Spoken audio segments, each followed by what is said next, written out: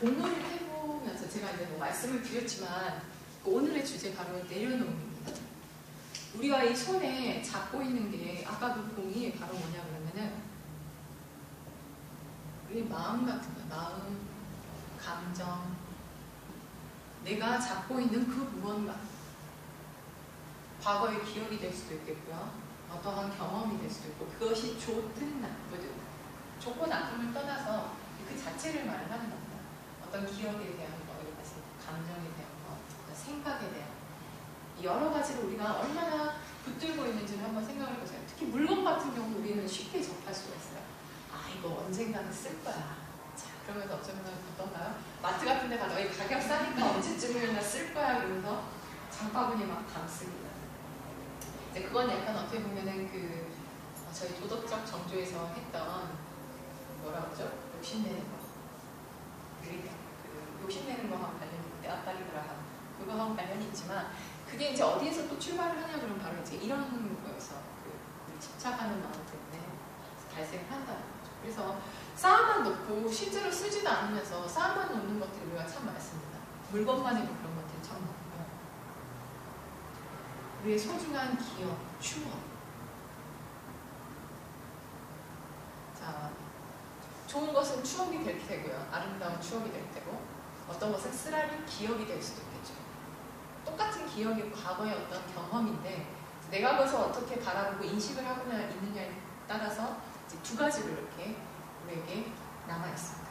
자, 이 모든 것들이 우리가 바로 우리가 삶을 살면서 더 앞으로 진전을 해서 상승하는 삶을 기쁘고 우리가 충만한 그런 삶을 살기 위해 좀 저해가 되는 요소들이 있어요. 이제 그러면은 어느 적절한 시점에 나서 우리가 공을 던질 때 어떤 거야? 던질 때 그냥 아무 때나 던진다고 되는 게 아니라 그 공이 내려왔을 때 잠깐 멈추면 어떻게 되나? 공하고 공끼리 부딪혀버려요. 근데 그 순간을 딱 놓게 되면 어떤가요? 다음 공은 들어오고 내가 놓은 공은 이미 하늘로 떠서 올라가고 있어요.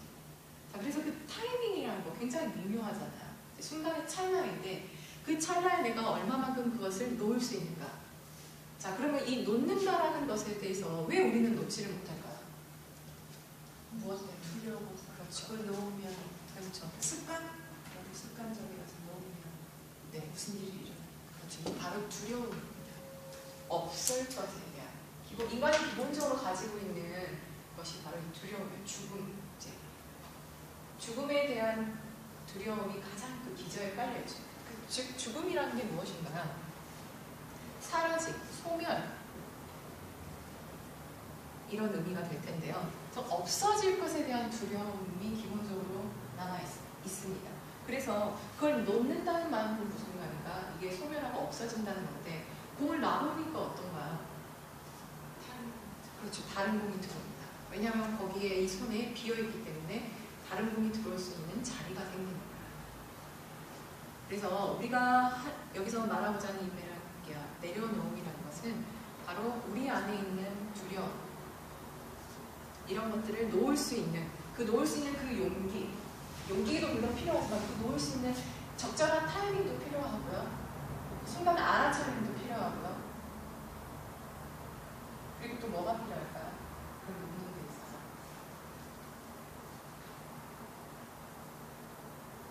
뭐가 또 있을까요? 어떻게 하면 왜 놓을 수 있었을까? 우리가 어떻게 왜 놓을? 희망. 그렇죠. 그 희망은 다시 말하면 무엇일까요? 그냥 막연한 바램이 아니라 우리가 우리 안에 자리 잡고 있는 어떤 믿음이 있기 때문입니다. 이 믿음이 있기 때문에 그것을 바탕으로 어떤 희망, 바람을 가지고 올 것이다 라고 해서 놓을 수가 있게 되는 겁니다. 그러면 이 감성적인 정조, 이 내려놓음 이것과 관련된 것들로 제가 지난 시간에 말씀드린 것들이 첫 시간에 좀 몇 가지가 있었어요. 혹시 기억이 나시나요? 자, 우리의 감정 이것과 연관이 깊은 것, 가장 직접적으로 작용하는 것들 어떤 것들이 직접적으로 작용하는지 네, 음식 그렇습니다.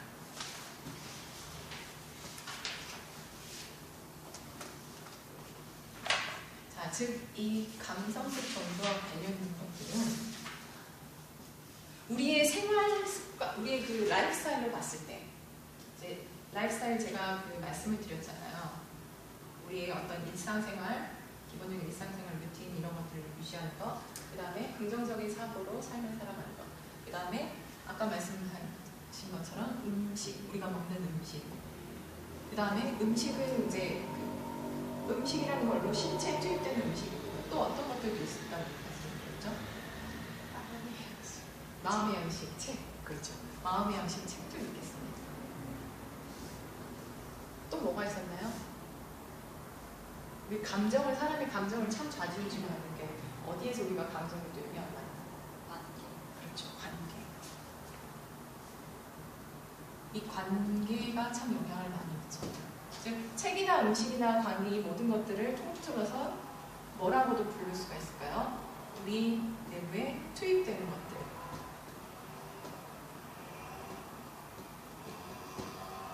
라고 볼 수가 있습니다. 즉 이 관계는 다시 말해서 자, 어떻게 볼 수가 있까요?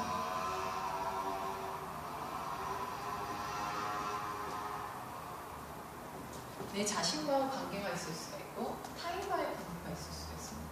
그래서 우리 그러잖아요. 이제 남녀 사이에서 너무 그 서로 사이가 좋아요. 사랑하는 연인 관계. 근데 이제 시간이 지나면 지날수록 어떤가요? 관계에 어떤 변화가 나타나게 됩니다. 그래서 이게 너무 가까우면 어떻게 되나요? 관계가 너무 가까우면 무슨 말을 많이 하나요? 상처가 네? 서로 상처가 되는 거. 상처가 되는 순간 너무 가까워서 상처가 되는 거. 그러면은 그때 흔히 남녀가 하는 말이 뭐가? 우리 너무 붙어 있으니까 뭐라고 그러죠? 헤어지잖아요. 저는 잠깐만 좀 떨어 있자. 네. 그럼 남자들이 말하죠. 뭐라고 말하나요? 나 우리 잠깐만 떨어 있어. 나 시간이 필요해. 시간이 필요해. 또 시간과 함께 누워도 필요하죠. 그렇죠. 나 공간이 필요해. 숨쉴 공간이 필요해. 그 공간이 의미하는 건 뭘까요? 이렇게 큰 아파트에 남녀가 서로 같이 살고 있는데 아니 이렇게 넓은데 무슨 공간이 필요하다니 도대체 어디를 가겠다는 거야? 이런 말 우리 그렇죠. 우리 남녀 사이에서 그런 말, 뭐 부부 관계에도 그런 말 많이 하잖아요. 아 나 너무 나만의 공간이 필요해. 그러면 너 잘 모르는 사람이 이렇게 말합니다. 아니 넓은 천지 저 방도 되고 여기 공간이 이렇게 많은데 도대체 무슨 공간이 필요하다는 거야? 이때의 공간이란 말은 바로 무엇을 말하느냐? 이 관계에 있어서 적절한 거리가 있을 때 우리가 참 건강한 그 관계를 유지를 할 수가 있어요. 근데 만약에 그게 너무 가까워지면 어떤 거야?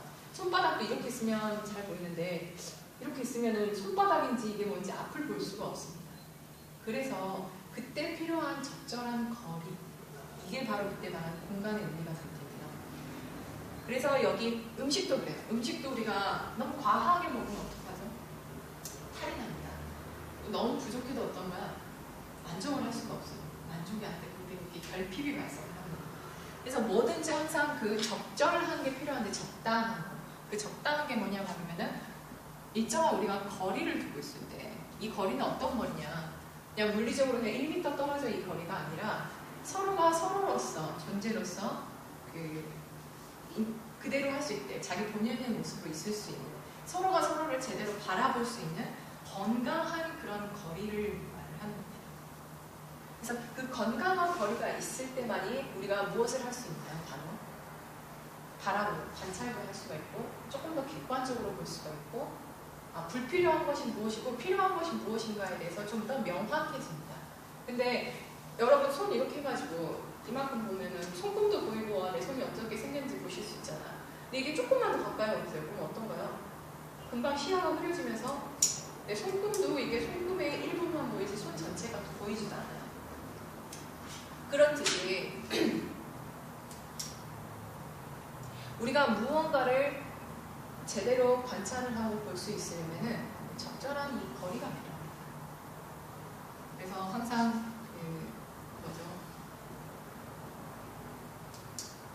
관찰을 할 수 있는 것, 제대로 바라볼 수 있는 것, 그것을 위해서 가장 필요한 게 무엇인가? 건강한 거리입니다. 여러분 왜 음식이 이것과 관계가 되죠? 음식은 일단 신체에 가장 직접적으로 영향을 미치는데요. 자, 여러분들 음식하고 우리의 감정하고 연관이 되어 있는 거 언제 쉽게 발견을 하실 수가 있어요? 속상할 때 그렇죠. 자기가 원하는 걸 먹고 싶어. 다시 먹고 싶어. 매운 게 먹고 싶어. 그렇죠. 해소되는 거 맞습니다. 그냥 그 발로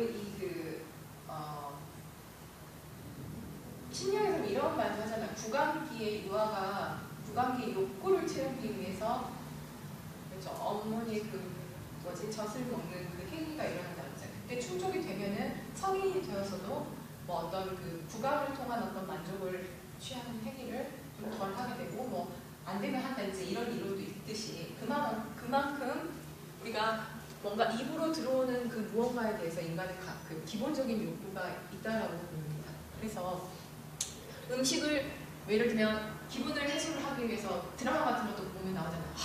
기분이 너무 우울해 그러면서 이만한 양푼에 밥하고 뭐하고 막 너무 막 밥에 막 이렇게 비벼 먹는 그런 장면도 나오잖아요.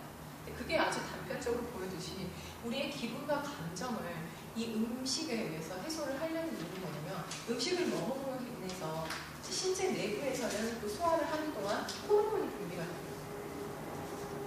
아드레날린이라는 호르몬이 분비가 되면서 우리의 어떤 뭐 도파민 이런 기분을 좋게 해주는 호르몬을 분비를 시킨다고 해요. 그래서 이 먹는 행위를 통해서 우리의 어떤 그런 그 호르몬적인 감성을 조절을 하려고 하는 겁니다. 그래서 음식이 이것과 관계가 있는 거고요. 다시 말해서 또 관계, 사람과의 관계에 의해서 우리가 엄청난 영향을 받습니다. 유유자적, 그 다음에 외모, 선천지교도 역시 마찬가지로 그런 주변 환경적인 영향. 그게 단순히 개인과 개인의 어떤 일대일의 관계를 의미하는 게 아니라 그 주변의 환경과의 나와의 관계를 포함을 해서 하는 얘기가 됩니다. 그래서 이 관계에 의해서 우리는 많은 영향을 받기 때문에 왜냐하면 이게 직접적인 여기서 말씀드렸다시피 외부에서 내부로 투입이 되는 그 모든 것들을 의미해요. 그래서 뭐 감각적인 것들, 뭐 소리, 음악 이런 것들도 여기 어떻게 보면 포함이 될 수가 있습니다. 자, 그러면 이 감정적 정조를 음식과 책과 이런 관계에 의해서 영향을 받는데 자, 그러면 이런 관계에 의해서 우리가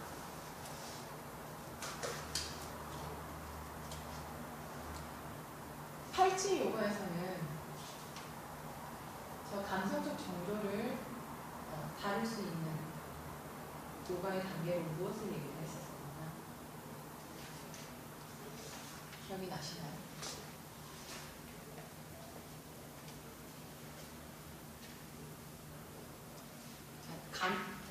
사고적 정조에서는 아산 프라나야마를 했었어요. 아사나 호흡. 도덕적 정조에서는 양, 관계, 아사나 호흡. 그 다음 단계가 이제 뭐가 볼까요?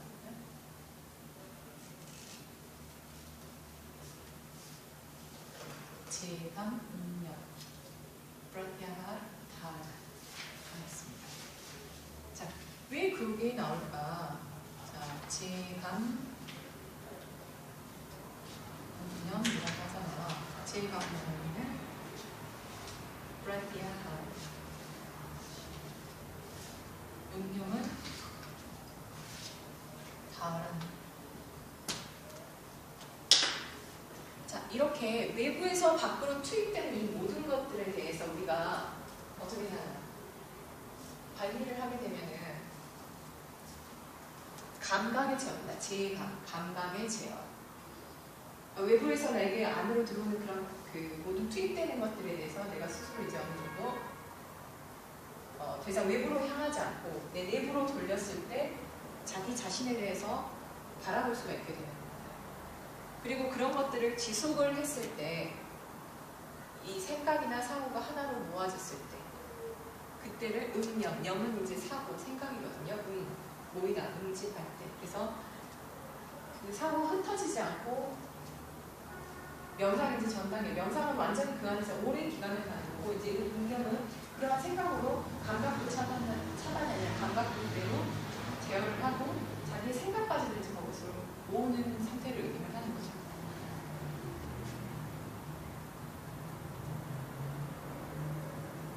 그때 제가 말하는 건 사고적 정도에서 오감하고 그때 사고적 정조에서 오감은 그때는 감각을 훈련을 하는 거잖아요. 그렇죠. 감각을 이제 어떻게 다룰 것인지 오감이 있습니다. 여기서 제 감은 그 감각들에 대해서 제어를 하는 거예요. 그러니까 그것들이 더 이상 나를 좌지우지하거나 그것에서 영향을 받는 거에 대해서 어느 정도 내가 스스로가 그것을 방어를 하거나 통제를 할 수 있는, 제어를 할 수 있는 능력이 어느 정도 이제 잡히는 거죠. 이 내려놓음이란 과연 그러면 무엇인가? 자, 음식책 관계, 여기서 말씀을 드렸다시피 건강한 관계, 거리를 유지를 하기 위해서는 우리가 필요한 게 뭐가 될까요? 여기 이제 반찬 이거 잠깐 언급을 했는데요. 건강한 거리를 우리가 이렇게 음식이 됐든 뭐 사고적인 게 됐든 우리 감정에 영향을 미치는 게 됐든 간에 이것들과 건강한 거리를 유지를 하려면 어떻게 해야 됩니까?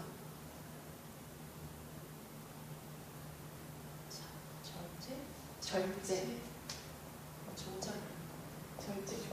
또 뭐가 있을까요? 일단 한번 다 보고 얘기를 다시 할게요. 자, 절제, 조절 나왔으면 또 어떤 게 필요할까요? 내가 이 사람하고 쉽게 생각을 해서 어떤 대상과 내가 그 적절한 거리, 건강한 거리로 떨어져 있으려면은 존중. 자, 이제 그렇게 하기 위해서 그럼 무엇이 필요할까요? 그때 수반되는 것들. 자, 어떻게 하면 우리가 그 거리를 잘 유지를 할 수 있을까요? 인식. 뭘 인식을 해야 될까요?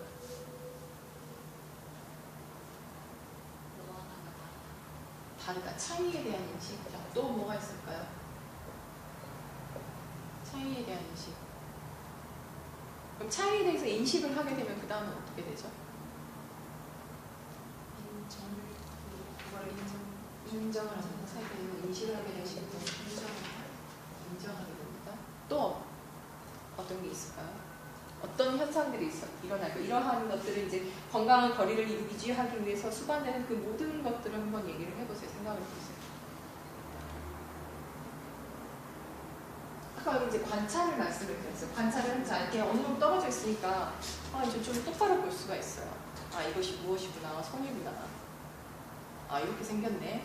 잘 관찰을 할 수가 있습니다. 자, 그럼 이런 관찰을 통해서 우리가 알 수 있는 건 뭘까요? 아니면 관찰을 할 때 같이 수반해서 발생되는 것들. 아니면 관찰을 통해서 우리가 알 수 있는 것. 사물 같으면 그것에 대한 적합한 용도? 용도? 적합한 용도. 또 뭐가 있을까요? 자, 아까 이게 건강한 관계를 하려면 우리가 이제 이 감성적 정조는 그 내려놓는 것이라고 말씀을 드렸잖아요. 그러면 우리는 그냥 무조건 다 내려놓는 거야. 이건 아니야, 그래서 그냥 다 필요. 판단을 해야 되죠. 네, 이게 내려놓을 것인지 아니면 그렇죠. 가지고 가야 될 네, 것인지. 맞습니다. 판단을 하게 된다. 이 판단 무엇인가? 어떤 판단? 나한테 이것을 내려놓을 것인가? 안 할 것인가? 자, 이건 어떻게 그럼 구분을 할 수 있을까요? 판단을 할 때. 판단을 하려면 그것을 구분을 할 수가 있어야 되겠죠. 기준이 있어요. 판단 기준. 자, 구분을 할 수 있는 기준이 있어야 됩니다. 그 기준은 그럼 뭐가 될까요? 무엇이 기준이에요? 감성적 정조. 가치관. 말한다. 아니, 생각나신 대로 이렇게 들었던 툭툭 거 던지는 거예요. 다 왜냐면 우리가 이러면서 우리의 생각을 훈련을 하는 거예요. 아주 너무 좋은데요. 우리가 평소에 우리 이런 교육에 너무 익숙하지 않잖아요. 그래서 굉장히 어색한데 이렇게 막 생각나는 거 한번 툭툭 던져보는 겁니다. 어떤 게 또 있을까? 지식. 아까 했던 지혜. 지혜. 지금 수업할 때 몰래 막 사탕 먹고. 아니요, 편하게 하세요. 물도 드시고 사탕도 드시고 집중만 하시면 돼요. 우리 여사 선생님도 지금 피 빠지고 계셔. 오후에서 저번 주처럼 이제 급속도로 갑자기 일어서서 만약에 수업 집중도가 떨어지면요, 아이들을 이렇게 세우세요. 수업 시간에. 이렇게 세우시고, 애들한테 저기 가가지고 그냥 멀뚱멀뚱 서 있으라고 아니라, 너 지난 시간에 배웠던 거 이거 아사나 해봐봐. 이렇게 얘기하면은, 이런 거 하면은 아이들이 그 순간 금방 깨게 돼요. 이거 안 되면은 뭐 책상 이제 학교 선생님들 같은 경우는 수업 시간이니까 이제 의자에 앉아서 예를 들면은 금강 자세로 의자에 한번 앉아봐. 라든지 그런 식으로 아이들한테 주의 환기를 시킬 때 학교 선생님들 같은 경우는 그냥 보통 체벌을 하시잖아요.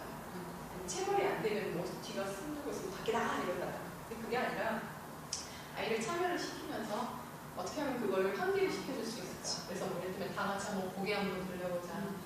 어깨도 좀 돌리고 뭐 이런 식으로 하게 되면은 부정적인 그 인상을 남기지 않으면서 참여를 이제 유도를 할 수가 있겠죠. 다시 본론으로 돌아와서 제가 이상하게 혀가 많이 요즘 꼬여요. 그래가지고 자 어쨌든 자 이렇게 잘 내려놓으려면 우리가 이런 판단을 해야 되고 기준을 가지고 구분도 해야 되고 가치관이 있어야 돼요. 비슷한 게 많이 나왔어요. 또 생각을 해보세요. 어떤 게 있을까요?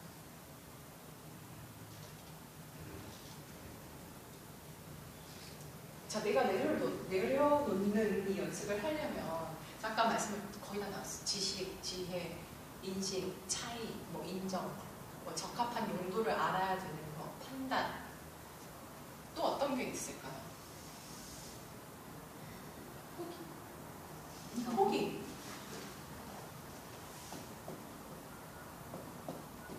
또 좋습니다.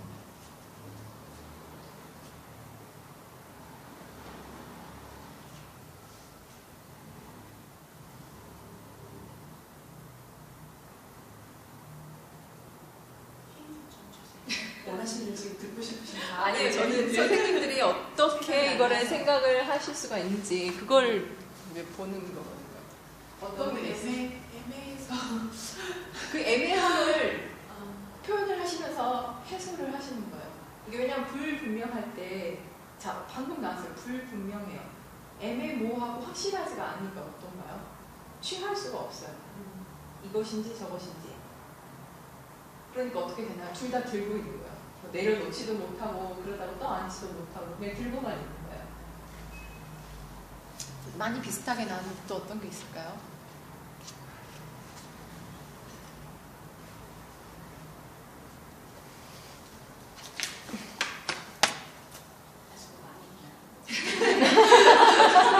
원래 비교 공부에 선생님이 뭘 원하는지 경험. 네. 대부분 났어요. 그러면 여기서 이제 너무 어려워하시니까. 자, 한번 풀어볼게요. 자. 익숙해져서. 근데 아이들하고 수업을 하실 때도요, 이런 방법을 잡고 하셔야 돼요. 유도를 하고 이렇게 애들이 풀어서 표현을 하게 해주세요. 왜냐면 너무 우리가 표현의 기회가 적으니까. 근데 요즘은 그래도 학교 교육에서 아이들을 많이 표현을 하게끔 방식이 많이 바뀌었더라고요. 근데 그래도 여전히 익숙하지가 않아요, 아이들이. 자, 그러면 우리가 마음, 감정하고 관계가 있는 이 감성력 정조, 대화와 관련된 것들을 자, 내려놓으려면 우리가 먼저 말 그대로 자, 먼저 알아야 됩니다. 이것이 나한테 필요한 것인지 불필요한 것인지. 그래서 거기에 따른 지식이 필요합니다. 그렇죠. 그렇게 해서 이 지식을 통해서 필요한지 불필요한지 취사 선택을 하게 돼서 뭐가 안 나요? 그것을 비로소 내려놓았을 때 이것이 나뿐만 아니라 내 개인뿐만 아니라 여러 사람에게도 득이 되는 거구나. 나는 나한테 도움이 안 돼서 이걸 놓지 않고 붙들고 있었는데 막상 내려놓고 보니까 오히려 더 많은 사람들한테 쓰이는 그런 일이 되더구나. 그래서 이것이 지식이 지혜가 되는 과정을 경험을 하게 됩니다. 내려놓는 과정을 통해서. 즉 아까도 말씀을 우리가 얘기를 했다시피 이 내려놓는 이 두려움 때문에 우리가 나만의 지식에 사로잡혀서 그걸 꼭 붙들고 있어요. 맞아. 틀렸어요. 잡고 있습니다. 근데 막상 놔보니까 어떤가요? 더 많은 사람들한테 필요로 해서 오히려 더 많이 쓰이는구나. 우리 그런 거 사회적 현상으로 굉장히 많이 경험을 할 수가 있어요. 최근 트렌드에 많이 반영이 되고 있는데 어떤 거에서도 그럴 수가 있는 것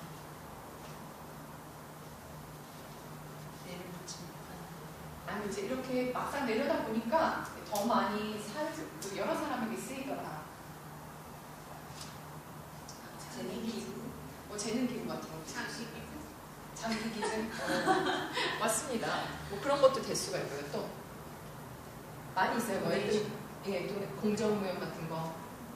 그런 것도 어떻게 보면 이것이 하나의 형태인 거죠. 그 지식이 내가 나만 꼭꼭 잡고 있으면은 그것이 나만의 어떤 성공 가치가 되고 나만 쓰이는 건 줄 알았더니 그게 아니고 이걸 모두를 그냥 공공의 것으로 돌리고 보니까 어떻던가요? 훨씬 더 많이 이게 활용이 되고 사용이 되는 걸 볼 수가 있는 거죠. 뭐 예전에 그런 것도 나오더라고요. 예전에 TV에서 나왔는데 뭐 서태지가 음원 파일을 공개를 해서 사람들 보고 뭐 사용을 해서 얼마든지 이렇게 좀 자신만의 아이디어로 바꿔보는 걸 이제 콘테스트 같은 걸 했더니 오히려 더 훨씬 많은 그런 음원 파일을 그러니까 더 사람들이 많이 다운을 받아서 보는 거야. 그냥 홍보만 했다면 그 정도가 안 됐을 텐데 이걸 가지고 마음껏 쓰십시오라고 내려놨더니 오히려 더 많은 사람들이 자기들 걸로 바꿔보기 위해서 재창조의 과정을 하기 위해서 다운을 받고 그로 인해서 간접적으로 홍보 효과가 일어나서 오히려 더 음원 파일 자체가 서태지의 노래 자체가 훨씬 더 많이 홍보가 되는 결과가 나왔다는 거죠. 즉 그래서 요즘 같은 시대에는 이렇게 자기 거라고 꼭 붙들고 있는 게 결국은 득이 아니다라는 거죠. 그래서 어떻게 보면 그 인터넷 환경도 어떤가요? 우리 사용하는 앱도 무수히 많은 앱이 있잖아요. 다 올려놓는 겁니다. 그래서 그 뭐 생태 환경이라고 그러잖아요. 열어놓는 거예요. 열어놓으면은 그냥 내 것이야 라고 이렇게 하면서 그 안에서만 구축을 하려고 보니까 오히려 더 안 되는 것들이 지금 열린 환경으로 만들어 놓으니까 훨씬 더 그 다양한 창조적인 활동들이 더 많이 일어나더라는 거죠. 즉 그런 관점에서 이것을 바라볼 수가 있는 겁니다. 이제 다른 이렇게 사회적인 현상에서 나타나는 부분으로요. 즉 내게 필요하고 불필요한 것이 무엇인가를 아는 것 그리고 그 안을 통해서 실제로 행위로 옮겨서 실천으로 했을 때 내려놓을 수 있는 것. 그래서 여기 보면은 어떤 그 가치관이라는 게 굉장히 중요한데요. 이 가치관하고 관계가 있는 게 어떻게 보면은 이 지식과 지혜가 될 것입니다. 그리고 여기 포기라는 말씀, 아까 의견을 주셨잖아요. 이제 포기가 그냥 뭐냐 그러면은 애따 모르겠다 그냥 하고 그 강제에 의해서, 강압에 의해서 어떤 외적인 그런 거에 의해서 내가 그냥 놓아버리는 게 아니라 내 스스로 이거는 필요하지 않아라고 놓는 것이 바로 이제 그럴 때는 이 포기라는 보다 뭐가 할 수가 있을까요? 그때 적절한 말이 바로 이 내려놓으면 되겠죠. 포기는 어떻게 보면 어감 자체가 지금 어쩔 수 없이 대안이 없어서 할 수 없이 그냥 놓는 게 되겠고요. 이제 내려놓으면 내가 자의적으로 판단을 하고 선택을 해서 불필요한 것이라고 놓는 것이 되겠죠. 자, 그러면 이 절제와 조절, 그 인식, 차이를 인정을 하는 것. 즉 차이를 우리가 볼 수 있으려면 먼저 그 적절한 거리에서 각자의 그 상태를 존중하고 볼 수 있어야 해요. 객관적인, 즉 객관적인 시각이 굉장히 필요합니다.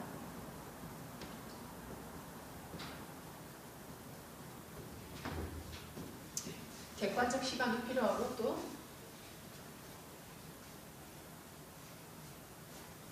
이것과 연관을 지으면은 이제 내가 목표하는 바에 그 불필요한 것들을 제거라기보다는 불필요한 것들을 취하지 않는 것. 자, 우리가 만약에 여기에서 이 차이를 인정을 한다라는 것, 인정을 하는 게 뭐냐 그러면 수용을 하는 거예요. 다른 사람들. 이 단계가 있는데 어떤 단계가 있냐면 인정이라는 게 있고요. 인정을 하지만 우리가 뭘 할 수는 없다 그러죠. 받아들일 수는 없다라고 그러죠. 그렇죠. 인정은 하는데 받아들일 수는 없어요. 이게 차이가 뭘까요? 자, 객관적으로 봤을 때 이것과 이것의 다름에 대해서 우리가 인지를 하고 그것을 아는 것이 바로 인정이에요. 그러면 이제 여기에 있는 그 내려놓고 그것을 내려놓는 단계를 한 단계로 승화를 시키는 게 뭐냐 그러면 바로 이 수용이에요.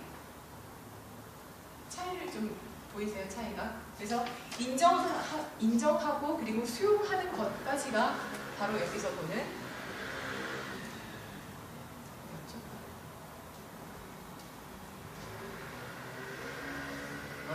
그 받아들이는 자세, 이 내려놓는 것하고 연관이 될 수가 있겠죠. 그러면 이렇게 이것을 인식을 한 다음에 인정을 한 다음에 수용까지 간 게 우리가 말하는 건강한 관계를 유지를 할 수 있는 중요한 요소 중에 하나입니다.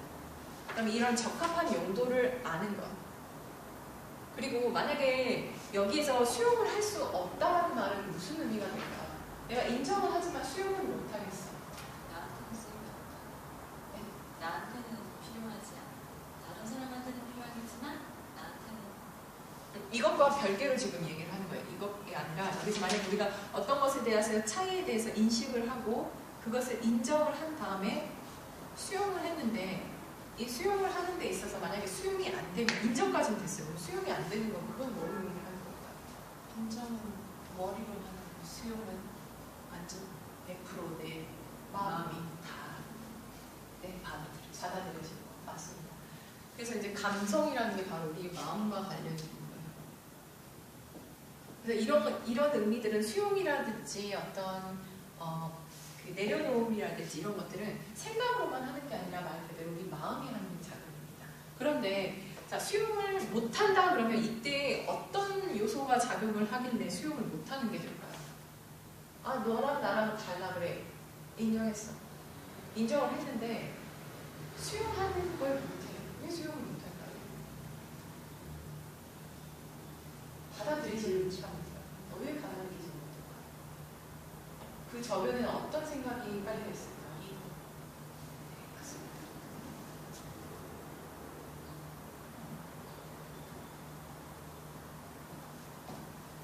내가 맞아.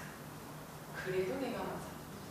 나라는 그 의식이 여기에서 작용을 하기 때문에 그래서 수용을 못하는 거예요. 그래서 이 내려놓음, 이 감성적 정조에서 또 하나 중요하게 작용을 하는 게 뭐냐면은 바로 이거는 자아를 내려놓는 것. 그러니까 무조건 이타적이 되라는 게 아니라 이기적이지 않는 것입니다. 자기 중심적인 사고를 하지가 않는 거죠. 그렇다 보니까 자연스럽게 어떻게 되나요? 타인을 위해서도 좋은 것, 공공의 무엇을 위해서 좋은 것을 생각을 하다 보니까 자연스럽게 이렇게 지혜가 발달을 하게 됩니다. 그리고 이런 기준에 대해서 구분을 하고 이런 가치관을 정립을 하기 위해서는 스스로에 대해서 어때야 되나요? 자기 자신에 대해서 굉장히 자존감도 높고 어땠을 때 저런 것들이 조금 보일까요?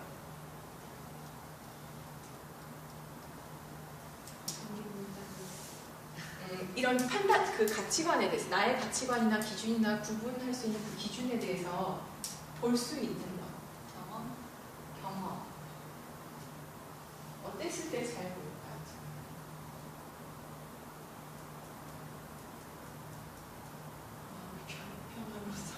마음이 평화로운 상태. 중요한 말씀하셨어요. 마음이 평화롭고 안정이 되어 있을 때. 그렇죠. 즉 이완이 되어 있을 때 이런 것들을 볼 수가 있습니다. 또 그러면 이완이 되고 평화로울 때 잘 볼 수가 있어요. 잘 볼 수가 있는데 그게 불투명하면 잘 보이나요? 선명해야 잘 보이나요? 선명해서 그렇죠. 그래서 이때 필요한 게 바로 그 명료성.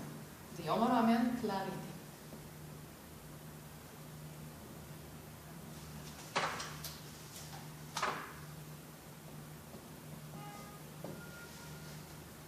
선명해야 돼. 우리가 흔히 그런 비유들 많이 하잖아요.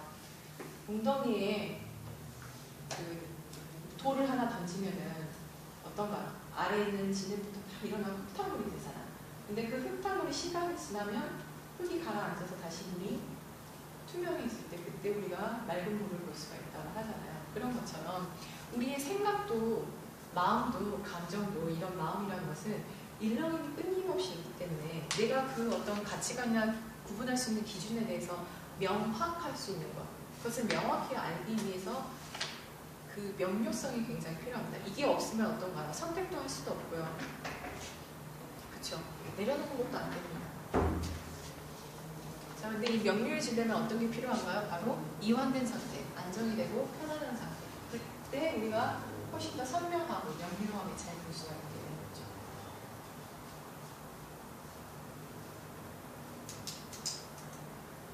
조금 감이 잡히시나요? 이 감성적 정조와 관련된 개념들이 이제 그러면 뭐가 정확히 될지? 지금은 이제 일단 나오는 생각들을 툭툭툭 나오는 생각들을 한번 얘기를 해봤었는데, 그러면 다시 한번 이것들을 좀 명료하게 한번 바라보게 정리를 해볼게요. 지금 다 이렇게 저희 얘기했던 이것들이 건강한 거리를 유지하기 위해 필요한 것들이에요? 네, 그렇게 타이틀을 써놨지. 건강한 거리를 유지하기 위해서 필요한 것이라고 이렇게 다 맞습니다. 맞아요. 즉 건강한 거리는 왜 유지를 해야 될까요? 건강한 거리를 유지하기 위해서라고 조금 그 하나에만 집중해서 보는 게 아니라, 우리가 이제 맞는 말씀이거든요. 이 감성적인 정조라는 거, 우리의 그 생각, 그 다음에 먹는 음식, 관계에 의해서 여러 가지 영향을 받는 이 감성적 정조를 우리가 이제 다스리기 위해서는, 다스리려면 어떻게 다스려야 하는가? 자, 이 감성적 정조를 잘 못 다스리면 어떻게 되나요? 이게 굉장한 집착력이 집착이 강해서 어떤가요? 그 쉽게 무언가에 대해서 전도된 생각을 할 수도 있고, 거기에만 망상에만 빠져가지고 끊임없는 탐닉을 할 수도 있습니다. 그래서 그러한 반대급부로 나가지 않기 위해서, 이 감성적 정조를 어떻게 잘 다룰 것이냐 했을 때 관련된 개념들을 좀 살펴보자라고 하면은, 자, 우리가 이렇게 잘 내려놓고 건강한 거리를 유지를 하기 위해서 그러면 과연 어떤 것들이 필요할까 봤을 때,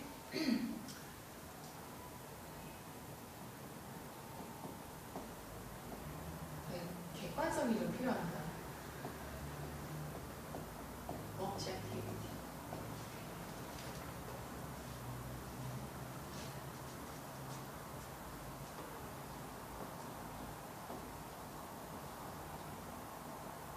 그리고 자기 자신의 어떤 생각이나 감정에 대해서도 심지어는 필요합니다. 우리가 이 감정이 명료하지가 않으면 어떤 현상이 나타나냐면, 관계에 의해서요 굉장히 치명적인 영향을 미칠 수가 있어요. 간단한 예로 들어서 남녀 관계에서, 자, 감정이 명료하지가 않아요. 내가 이 사람하고 같이 맨날 있다 보니까 정이 들어서 내가 이 사람을 사랑하는지 안 하는지를 모르겠다. 근데 시간이 워낙 오래 지나다 보니까 어떻게 되죠? 이제 너무 같이 오래 했으니까 결혼을 해야 되나? 근데 결혼하려고 보니까 망설여지네? 그때 이 명료함이 없으면 어떻게 되나요? 이제 그냥 떠밀리듯이 하게 되면 그 관계에 대해서 어떻게 되나요? 건강한 관계를 유지할 수가 어렵게가 되죠, 굉장히. 그래서 내 감정에 대한 명료함이 굉장히 중요하고 필요합니다. 그렇지 않으면 나뿐만 영향을 미치는 게 아니라 타인에게도 영향을 미치기 때문에, 특히 감성적 정조에서는 지금 가장 또 중요한 요소 중에 하나가 단순히 나라는 개인에게만 영향을 미치는 부분들이 아니라, 이제는 나를 비롯한 타인에 대한, 그 외부에 대한 것도 함께 고려를 해야 되는 요소들이 여기에 존재를 하고 있어요. 그래서 명료함이 굉장히 필요합니다. 또 아까 중요한 말씀 해주셨죠. 상대를 수용을 하고 받아들이려고 하면은 제일 그 중요한 부분은 뭔가요? 나라는 이기적인 자기중심적인 자아가 없어요. 그래서 이러한 에고이스트한 마음가짐이 굉장히 중요하죠. 그리고 내가 이제 이렇게 그러면 나 너무 잘났어 라고 자만심이 이렇게 없게 되면 사람이 스스로 어떻게 되나요? 굉장히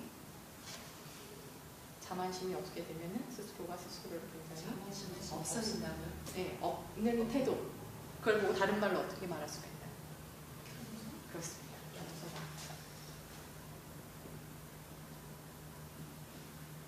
겸손함, 겸허함.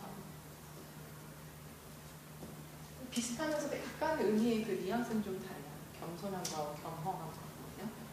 자, 그 다음에 또 어떤 것들도 필요할까요? 아까 말했던 수용하는 자세, 받아들임.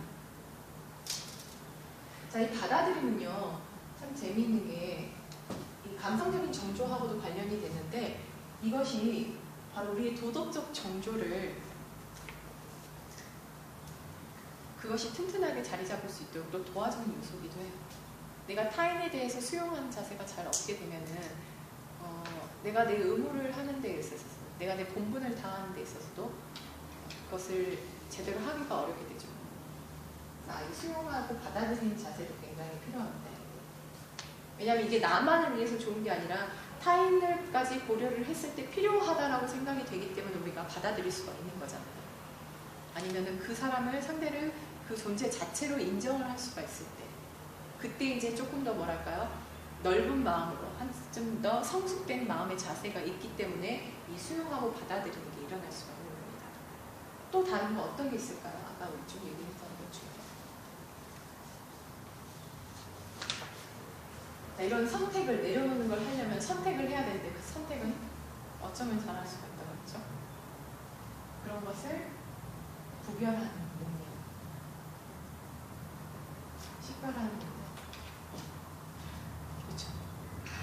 이것이 필요합니다. 이게 없게 되면 그런 눈이 없으면 내게 그런 안목이 없으면 이 구분과 식별을 할 수 없어서 어떻게 되나요? 판단을 할 수가 없게 돼요. 판단을 못하면 어떨까요? 그걸 내려놓을 수가 없어요. 그냥 들고만 있는 거예요. 이러지도 못하고 저러지도 못하고. 우리가 그래서 나는 뭐 우유부단한 성격이야 라고 하잖아요. 그럼 우유부단한 성격은 무엇 때문에 그러느냐 하면은 물론 뭐 난 욕심이 많아서 두 개 다 갖고 싶어서 그래 라고도 할 수 있지만 어떻게 보면 객관적으로 봤을 때 무엇이 나한테 정말 필요한 것이 불필요한 것인지를 알지 못해서 내 생각에 대해서 명료한 클래리티가 없는 거다. 그렇기 때문에 선택을 하지도 못하고 놓지도 못하고 잡지도 못하고 그냥 들고만 이렇게 있는 겁니다. 이제 그래서 우리가 연습하기 힘든 마음가짐 중에 하나가 바로 이 감성적 정조예요. 그래서 그 칩다붐이 단계별로 성장을 했을 때 봤을 때 그게 가장 마지막에 온 이유 그것 때문이에요. 아이시바리아는 내가 다르마를 잘 성립이 돼도 아이시바리아는 기본적으로 같이 성립이 잘 됩니다. 근데 기한까지는 와요. 지식까지는 오는데 여기서 마지막에 딱 걸려요. 이게 너무 강력하게 붙들고 있어서 그래서 그 내려놓음이라는 이 감성적 마음가짐은 우리 마니푸라 차크라하고도 굉장히 연결됐어요. 그래서 음식, 기억 이 모든 것들이 여기 꽉 붙들기 때문에 이제 예를 들면 차크라 쪽에 가게 되면은 그란티라고 있어요. 이렇게 열리는 거. 이 마니푸라 그란티가 열리게 되면은 이제 그 다음부터는 수행을 나가는 단계가 조금 더 쉬워진다는 거예요. 그만큼 여기가 강력하게 우리를 붙들고 있어요. 그래서 여기가 아무리 열렸어도 그 수행을 조금만 더디게 하게 되면은, 그러니까 자기가 자기 수련이 더디면은 다시 또 내려가요. 그러니까 그만큼 여기가 우리 인간사에서 벗어나기가 제일 힘든 부분이 그런 이유가 뭐냐면 바로 내려놓으면 우리가 가장 인간이 힘든 거예요. 왜냐면 그동안의 집착, 그러니까 기억, 뭐 이런 것 때문에 다 붙들고 있는 거거든요. 자, 그 다음에 또 어떤 것들이 있을까요?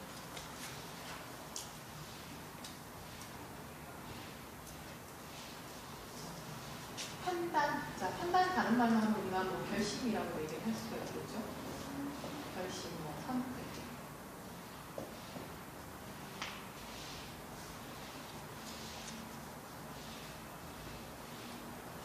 아까 뭐 이렇게 포기라는 말씀을 해주셨는데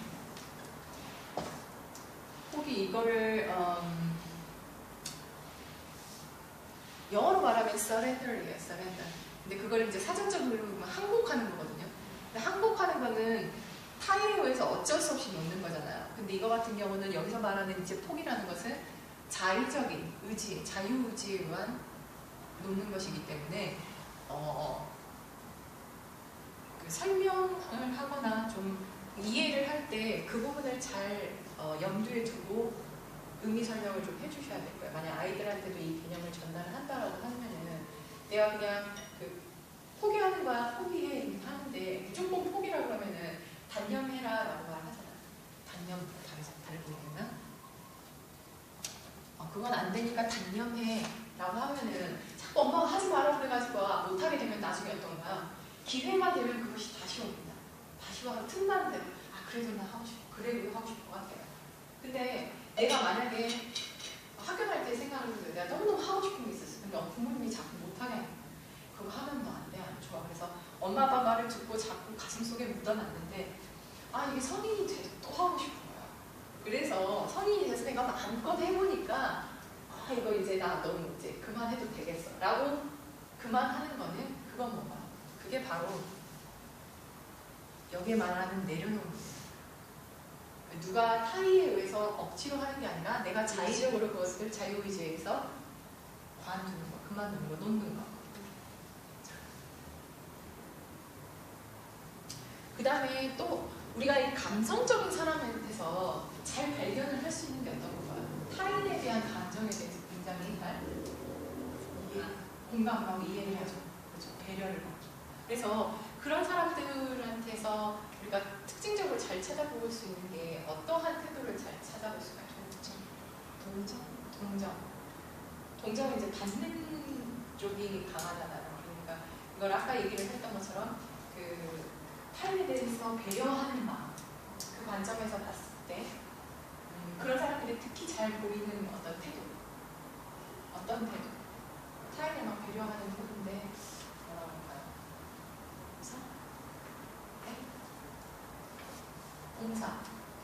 봉사 그거하고 관련된 거 좋습니다. 이 봉사는 어떤 마음에서 나올까요?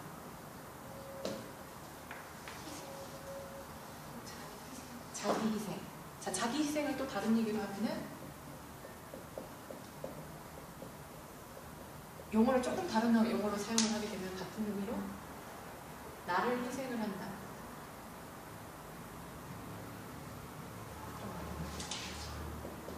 그렇죠.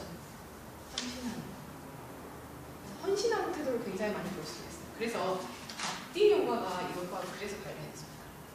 내 자신을 온 마음을 바쳐서 괜찮습니다. 타인을 위해서 좋으면 나는 기쁘다. 그런 태도가 바로 그렇기 때문에 봉사활동을 열심히 하시는 분들 이 마음가짐 자체가 타인을 위한 내 자신의 어떤 헌신 여기서 이제 자기 희생 그러면 굉장히 이 희생이